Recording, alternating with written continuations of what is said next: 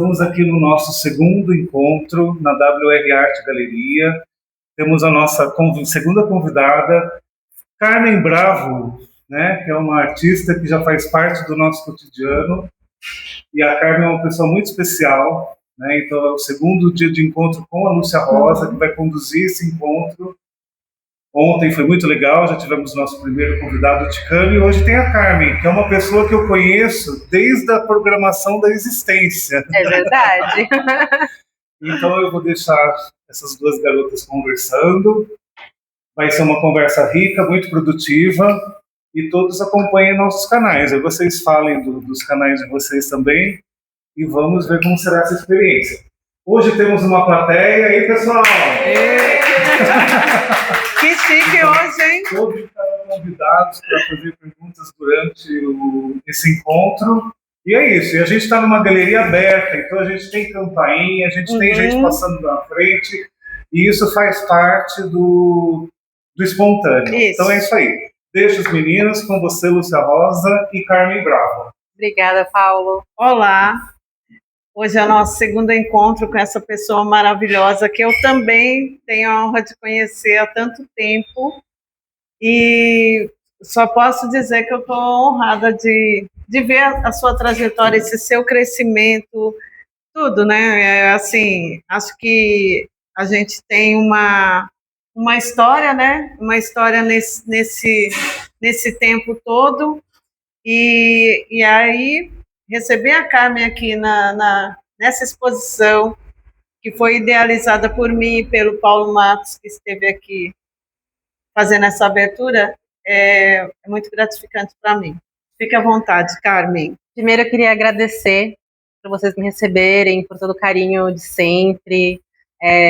Paulo, você, o Vander, porque esse espaço realmente é um espaço vivo e eu me sinto muito honrada de fazer parte, né, da construção desse movimento, principalmente com duas pessoas que já têm um convívio há tanto tempo, né, comigo, e é o que torna esse encontro, acho que, muito mais rico, né, porque não é só um encontro artístico, é um encontro de trajetórias, assim, de vida, de arte. Antes de eu pensar em ser artista, já existia o Paulo, já existia a Lúcia ali no meu cotidiano. É a travessia, né? É essa travessia que a gente fala, que eu digo que acho que quando pensei no título da exposição, Corpo, Silêncio e Travessia, essa travessia tem a ver com essas pessoas que estão no caminho, que estiveram desde o início, que continuam atravessando junto, que é como se a gente trilhasse uma longa estrada, e nisso a gente vai incorporando experiência,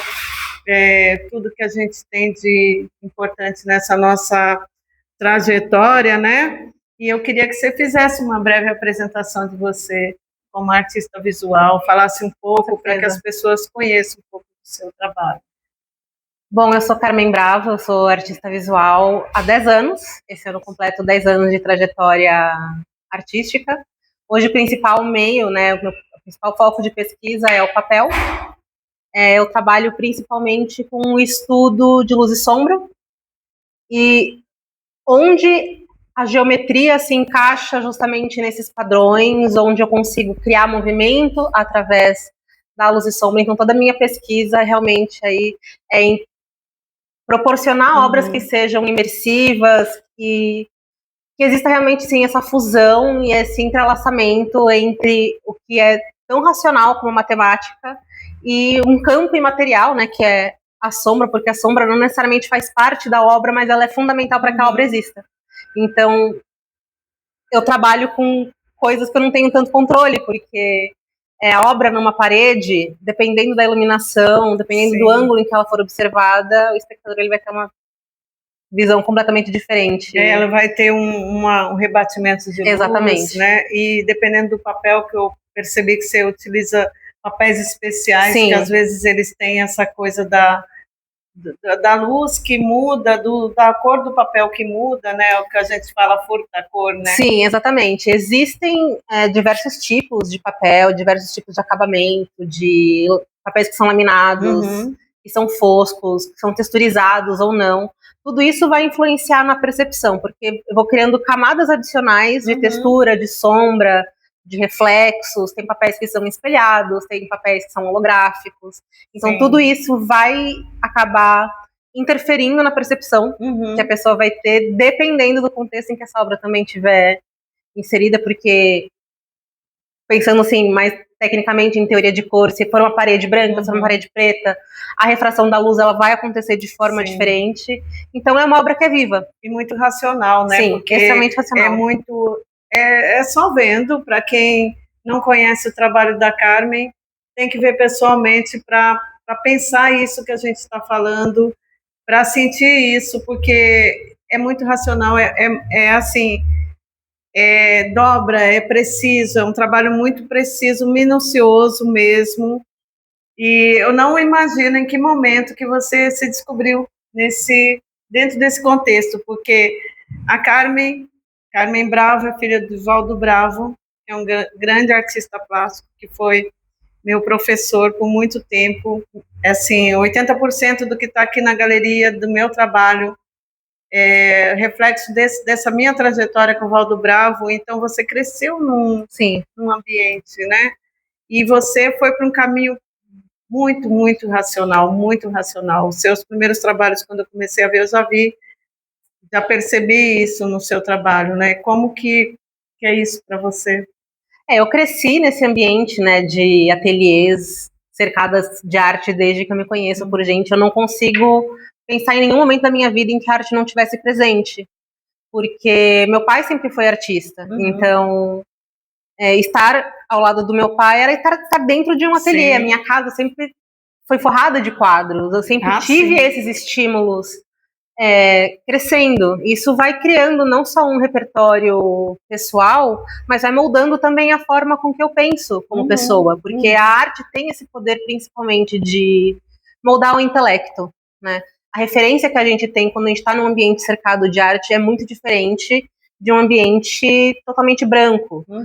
E não que um seja necessariamente melhor do que o outro, mas você crescer e você acordar de manhã e você ter estímulos diferentes, Sim.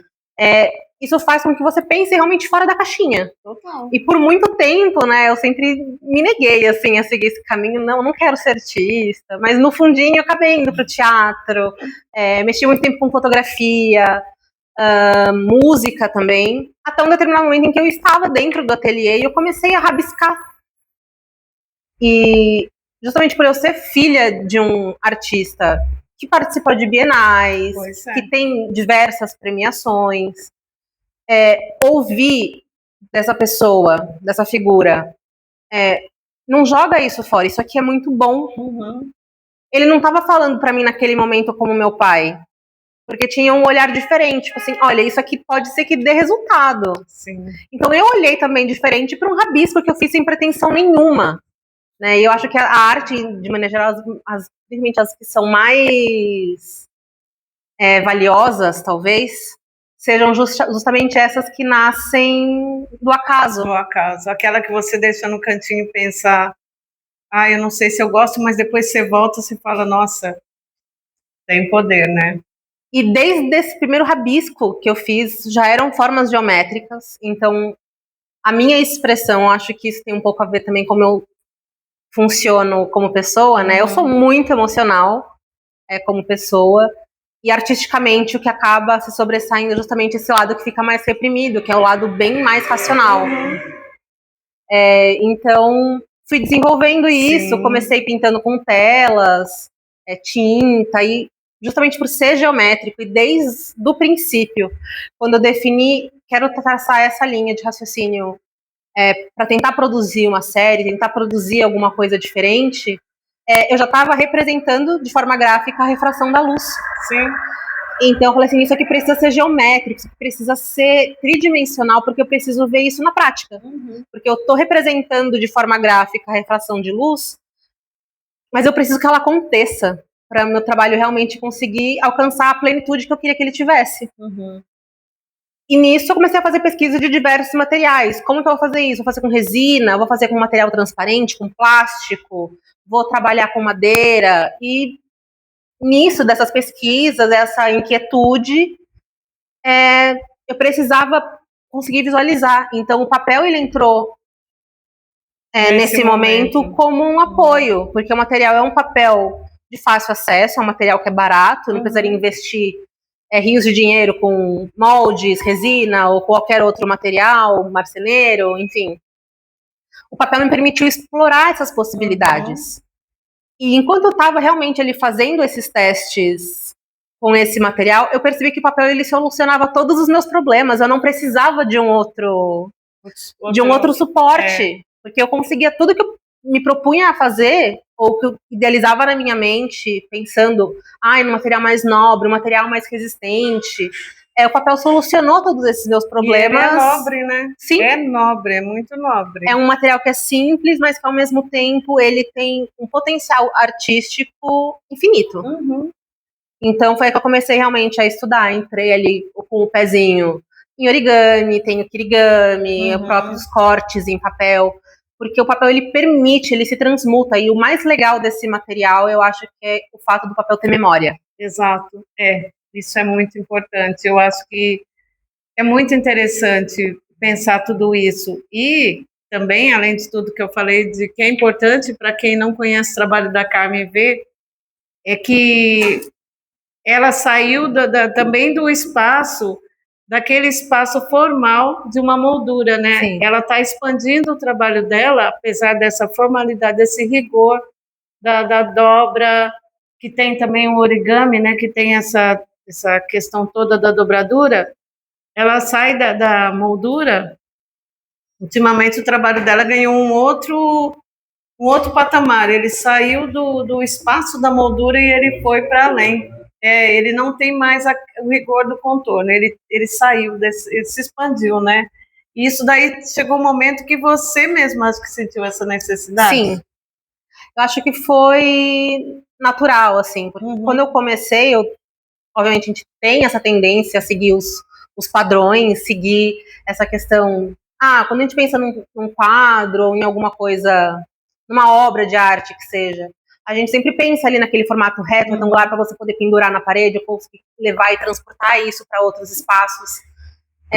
Só que chegou um momento em que, justamente por eu trabalhar com a refração de luz, eu trabalhar com o papel, se eu tivesse que criticar o papel, achar alguma coisa para criticar, mas hoje eu não vejo mais um problema nisso, é que por a gente viver num país que é tropical, que é úmido, o papel ele é um material mais sensível ao clima, né? Então, o fato dele estar exposto, se eu não trabalhar com papel que tenha uma gramatura específica, que seja produzido com pH neutro, que tem ali outras características específicas, eu deixar esse papel simplesmente exposto, ele vai desbotar, ele vai eventualmente pegar umidade, vai, enfim, traças também, são coisas que estão ali no nosso cotidiano. Então o que eu precisava fazer para preservar essa obra? Eu precisava colocar ela numa moldura. Então eu colocava ela em caixas, e ele fica maravilhoso, não tem nada de errado com os trabalhos em moldura, inclusive conservam também o trabalho, só que justamente por eu precisar que a pessoa transite ao redor do meu trabalho, eu perdia muito dessa refração da luz. Então, principalmente quando eu passei a fazer obras maiores, pensar em espaços maiores, proporções maiores, a moldura ficava praticamente inviável, porque era muito difícil eu conseguir alguém para fazer esse tipo de moldura, e por conta de custos também. Sim. Então eu comecei a instalar essas obras diretamente na parede, que foi quando eu comecei a trabalhar com os papéis laminados, que é um papel que tem um acabamento diferenciado, ele tem ali uma certa resistência à umidade, e ele ganhou vida de uma forma que me surpreendeu. Sim. Como artista também. Eu acho que foi quando o meu trabalho começou a falar comigo, assim, abre mão da caixa. Mas até aí, justamente por meu trabalho ser geométrico, ser tridimensional, eu ainda estava muito presa aos padrões estáticos, assim, retos. Só que quando eu comecei a olhar essa obra na parede sem a moldura, eu percebi que eu não precisava ficar limitada a esse estilo. Aí que eu acho que dá para ver melhor essa sombra que a gente diz que produz na parede. Sim, né? porque ele começou a ficar fluido. Eu comecei a deixar a obra no formato que ela é. Então ela tem o seu próprio desenho, o seu próprio contorno, e ela compõe o ambiente de uma forma, acho que muito mais harmônica também. Com certeza. E eu consigo realmente transmitir o que eu preciso sem me limitar, porque eu acho que a moldura também me limitava artisticamente falando. Eu que conheço, mas eu acho que vai gerar muita curiosidade para quem assistir, porque o trabalho tem essa questão, assim, você só ouvir, sabe, você fica na curiosidade de querer ver, querer sentir como é que faz, né? Teve um dos trabalhos que você fez, que eu me lembro, que ele já não tinha esse rigor, que é um que você fez, que ele tinha umas voltas, que era branco e amarelo, não me lembro, que era um outro trabalho em algum momento, que eu não lembro de qual exposição nossa, que a gente participa de muitas exposições coletivas, né?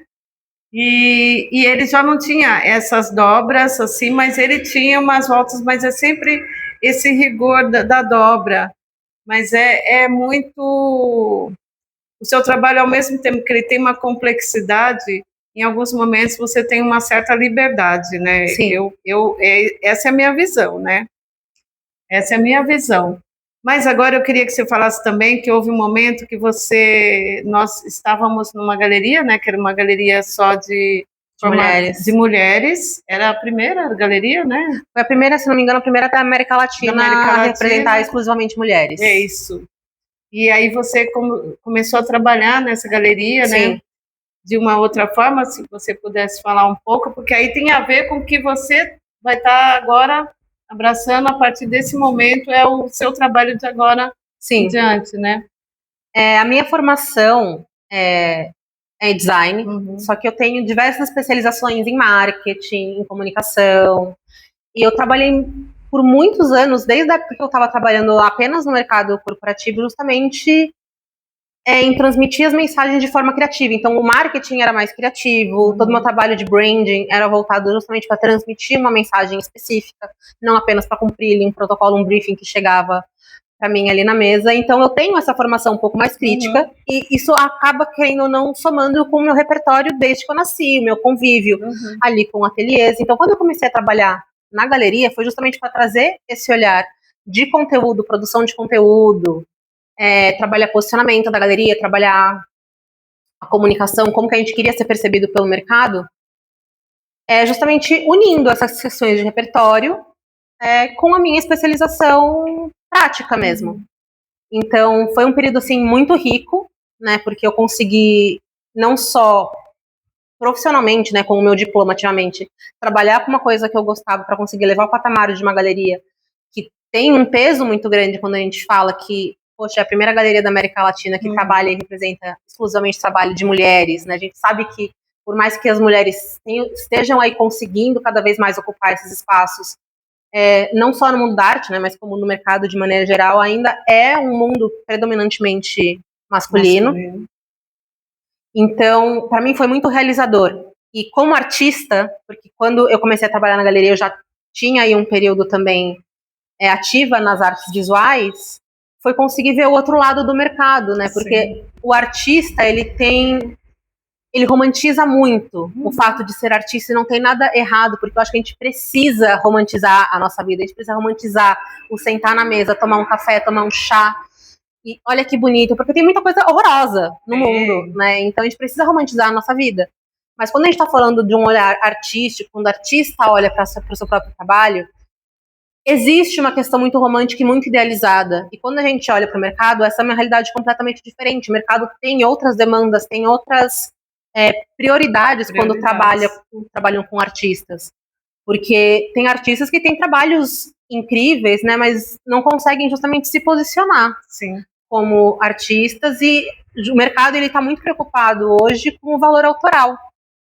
Então, é justamente assim, essa extensão, né, o que o artista está propondo para o mundo, onde que o seu trabalho se encaixa nesse contexto atual, nesse contexto contemporâneo, onde que está ali justamente o diamante bruto do nosso tempo. As galerias estão atrás disso o tempo todo, né?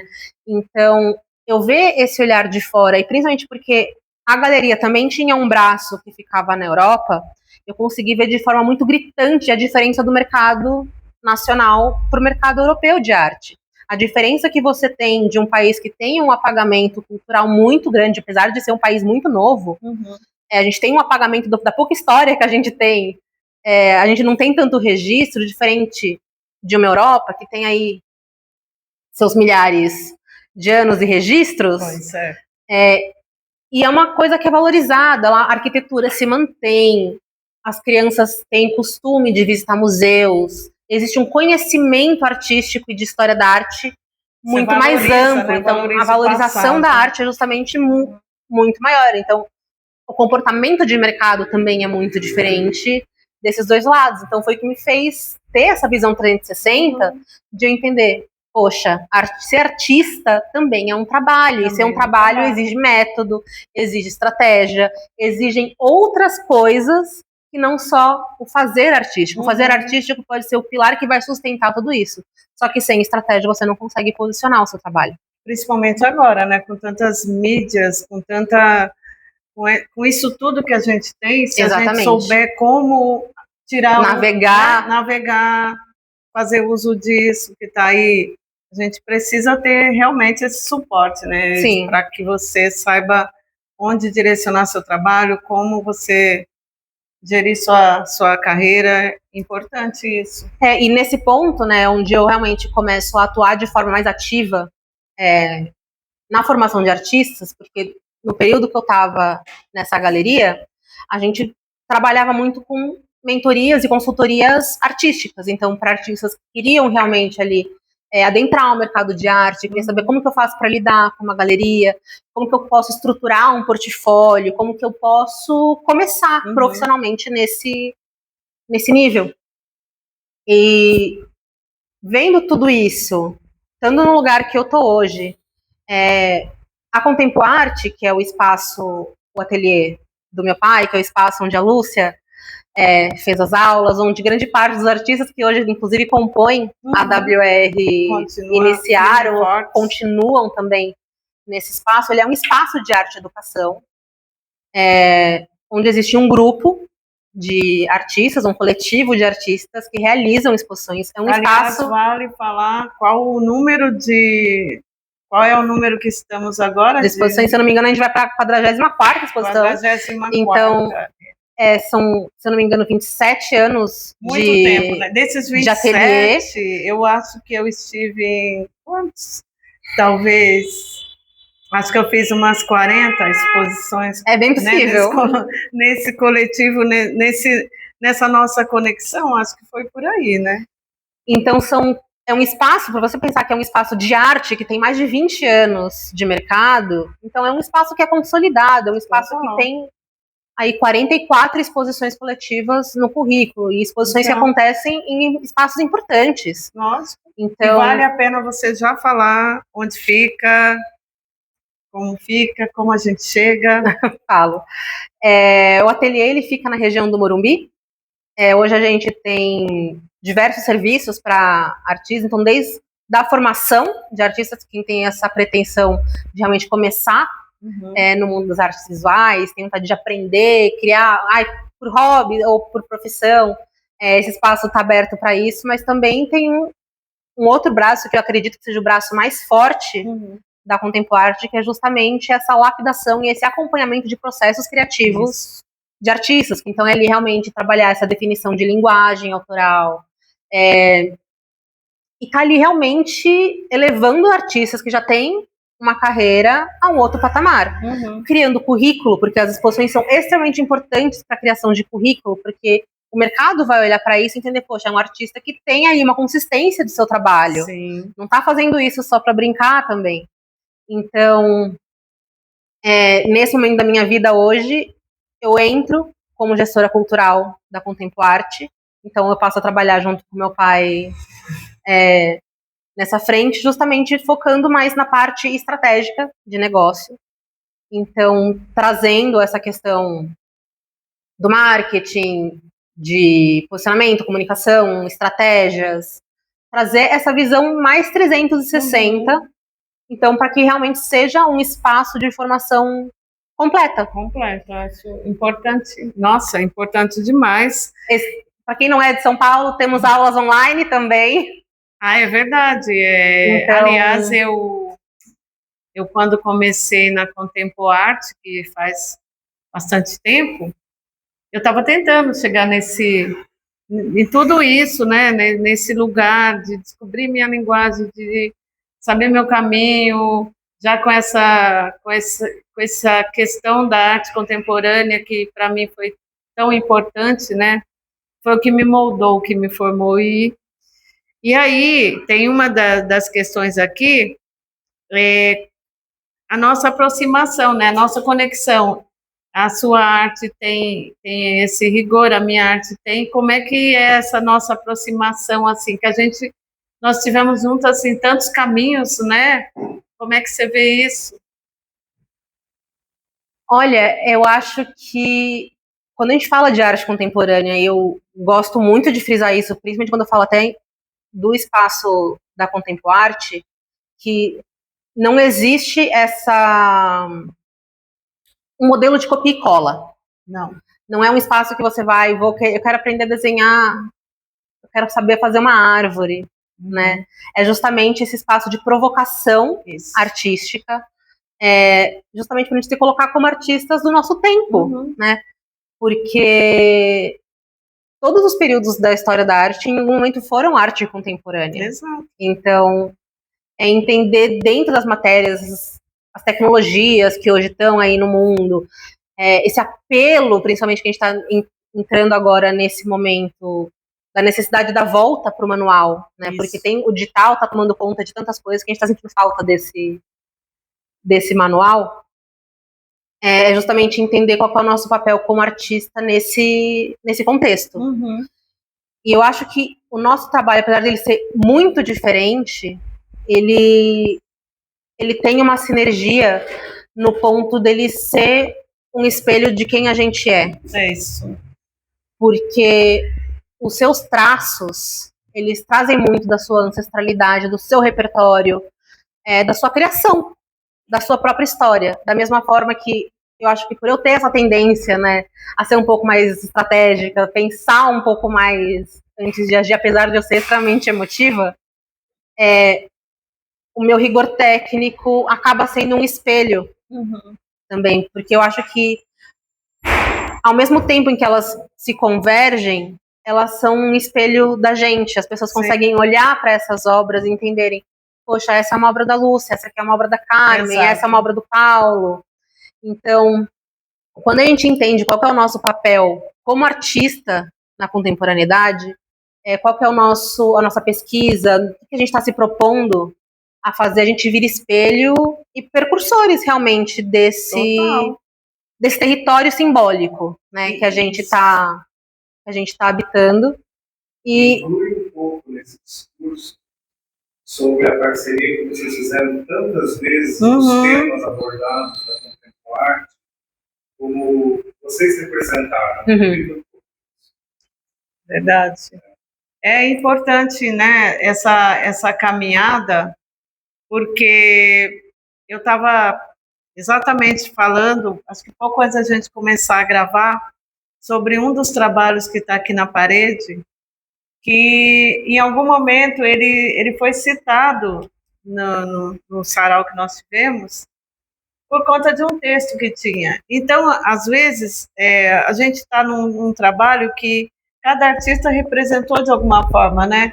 E tem trabalho, por exemplo, acho que o último que nós fizemos juntos foi da biblioteca na USP. Foi. Né? Que é aquela exposição. Artemosfera. Isso, incrível. E aí, naquele momento, por exemplo, o nosso trabalho tinha uma conexão. Isso é um caminho desses que o Paulo falou, né? Sim. Que o seu trabalho exatamente ele fazia essa questão dele, ele saiu da moldura ali, e o meu também ele não tinha uma moldura, ele também era um outro trabalho que também não usava tinta, então acho que de alguma maneira nosso trabalho se cruzou em algum ponto ali. Sim, então o legal desse tipo de exposição que é proposto pelo Ateliê Contempoarte é que existe um tema central, onde todos os artistas que estão participantes, eles vão dialogar com esse tema, ou propor uma reflexão em cima desse tema, e nessa exposição que a Lúcia está comentando, que foi a Artmosfera, que aconteceu na Biblioteca Brasiliana, na USP, Maravilhoso. Tanto eu quanto ela, a gente falou de uma forma muito similar, mais ou menos da mesma coisa, que foi a questão da liberdade, né, e das mudanças, porque o meu trabalho eram esculturas de parede com a simbologia de borboletas. Sim. E a Lúcia trouxe uma instalação também de parede enorme, onde tinham ali esses rostos, Isso. essa agonia, essa questão do estar preso, e eram questões que estavam ali voltadas para o meio ambiente, para a sociedade como um todo, né? Então, apesar de serem muito diferentes, elas estavam ali transmitindo essa mesma mensagem.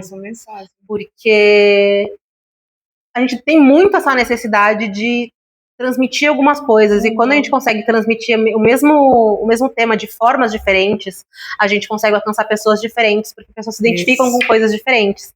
Da mesma forma que tinham os seres maravilhosos que o Paulo colocou nessa exposição também, que eram ali guardiãs também da natureza. Com papel. Essa é a vantagem do coletivo. Sim. Conexão, e o Paulo também trabalhando com o papel, né? De uma forma, assim, incrível. Então, acho que eu gosto dessa coisa toda da gente ter um trabalho, quando a gente faz essas exposições como coletivo, essa multiplicidade, sim, né? De linguagens, de temas, como é que cada pessoa vai representar. Isso acho que enriquece demais uma exposição. E ali, só quem viu para saber o que foi todo esse trabalho, né? E como que é para alguém pensar na ideia disso, que o Valdo tem todo esse trabalho.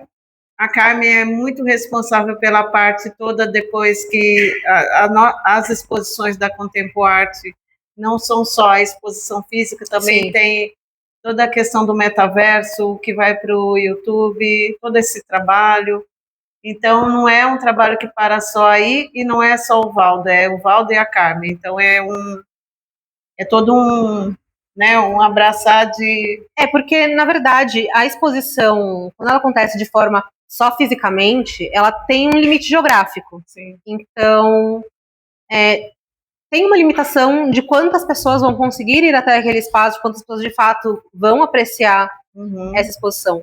E quando a gente coloca, né, essa mesma proposta, seja em forma de vídeo, seja numa exposição virtual, a gente acaba quebrando um pouco essa barreira geológica. Sim.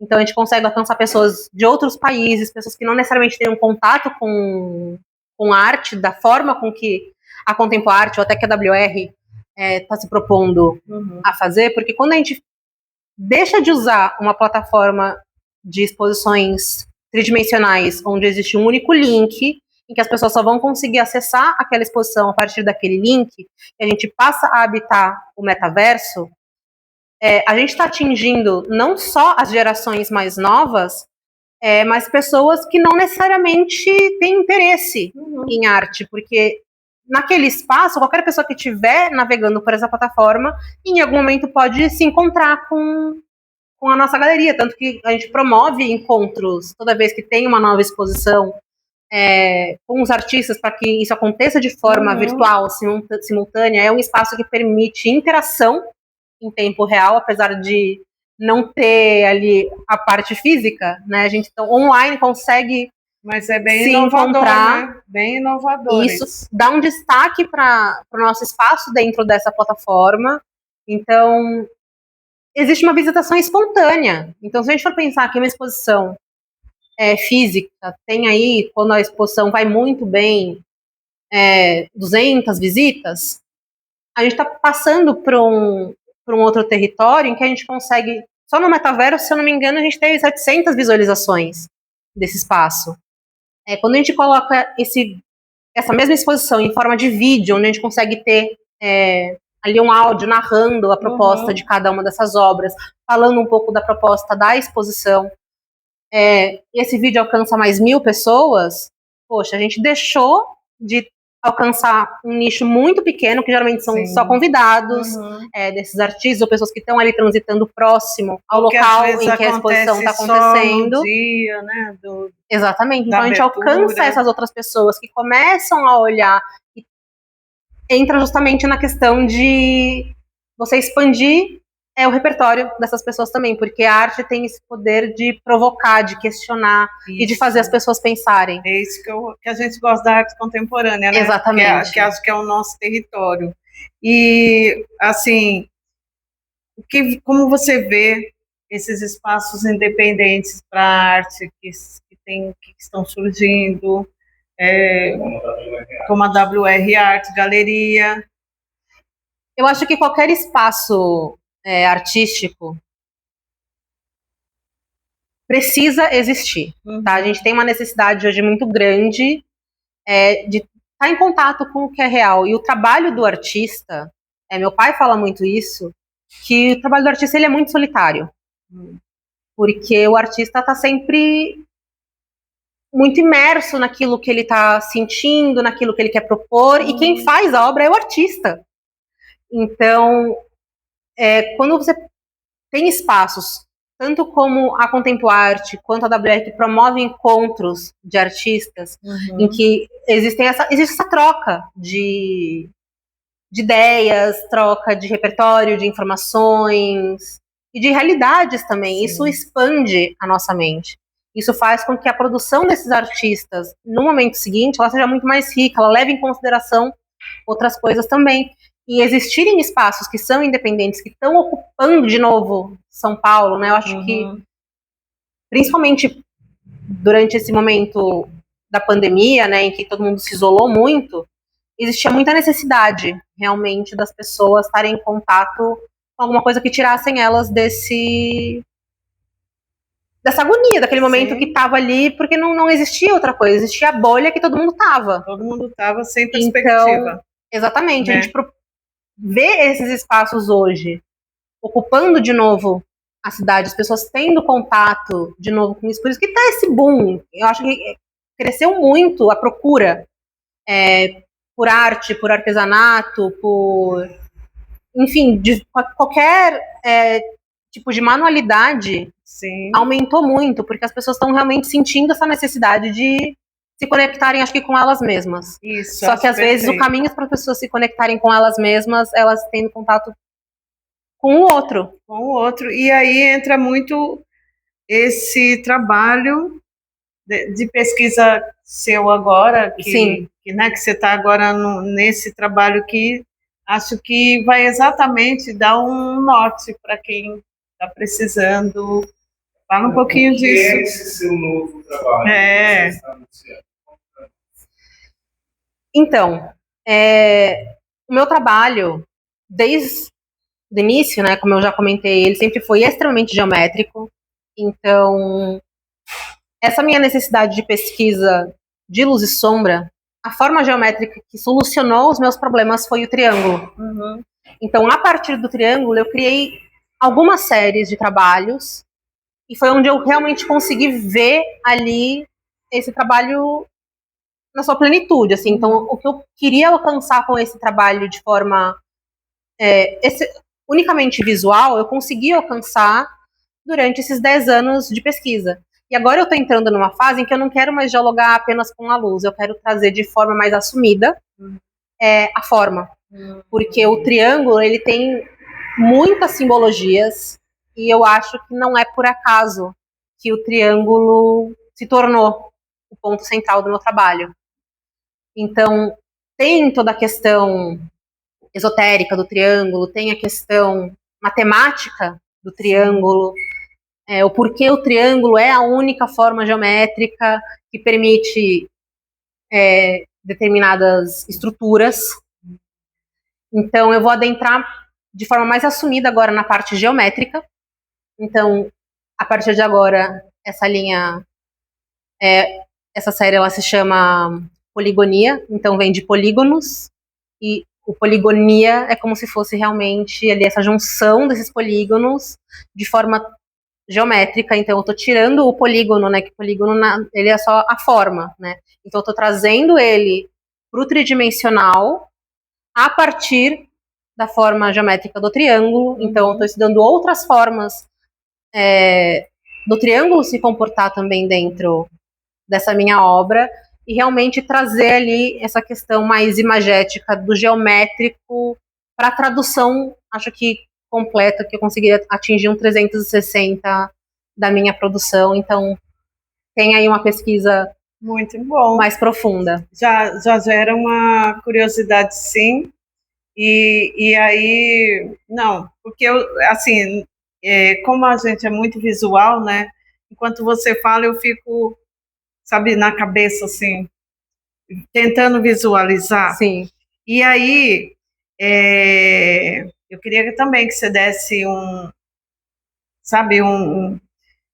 conselho para artistas que estão iniciando, que você é uma pessoa que já tem uma bagagem cultural muito grande, sabe, para uma pessoa bem jovem, tem uma super bagagem, e tem muita gente que está iniciando, e às vezes não, é isso, né, o tempo todo a gente precisa estar em estudo, em diálogo, nessa coisa, essas conexões de coletivo, acho que é importante, mas é legal que você dê alguns toques, falar um pouquinho para essas pessoas. Eu acho que o melhor conselho que eu tenho para dar para quem está iniciando, para quem quer entrar realmente no mundo das artes visuais, inclusive para quem está já nas artes visuais, faça arte e consuma arte. Porque é isso, porque a arte ela demanda que você tenha ali seu processo de experimentação, que você teste, sim, que você faça, que você se desafie. Se você tiver condições, procure orientações específicas para o tipo de arte que você quer fazer, e consumir arte é muito importante. E quando eu falo consumir arte, não é só ir em museu, é ler livros, veja filmes, escute músicas, se provoque intelectualmente. Isso. Porque é aí que a gente consegue ter realmente essa expansão. Perfeito, de consciência. Perfeito. E amanhã você vai ter um curso, né? Gostaria que você falasse sobre como que as pessoas acessam. Amanhã eu vou dar uma masterclass online de comunicação e posicionamento voltada para artistas.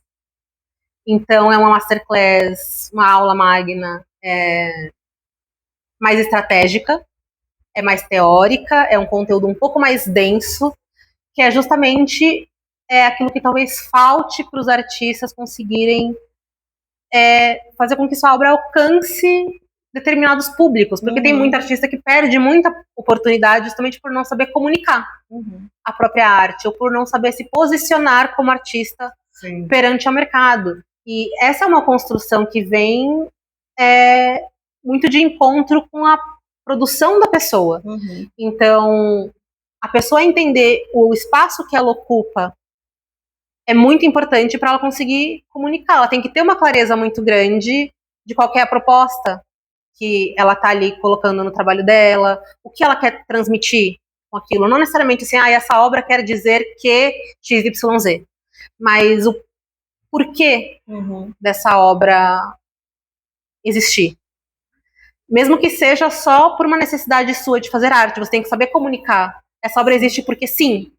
Falar sobre, né? Exatamente, porque tem muito artista que é extremamente talentoso, não é falta de talento, sabe? Perder oportunidades ou não conseguir se posicionar como artista não é a falta de talento, é justamente porque tem artistas que têm produções incríveis e não consegue escrever uma poética, não consegue colocar para fora o que ela colocou, seja com tinta, com papel, com tecido.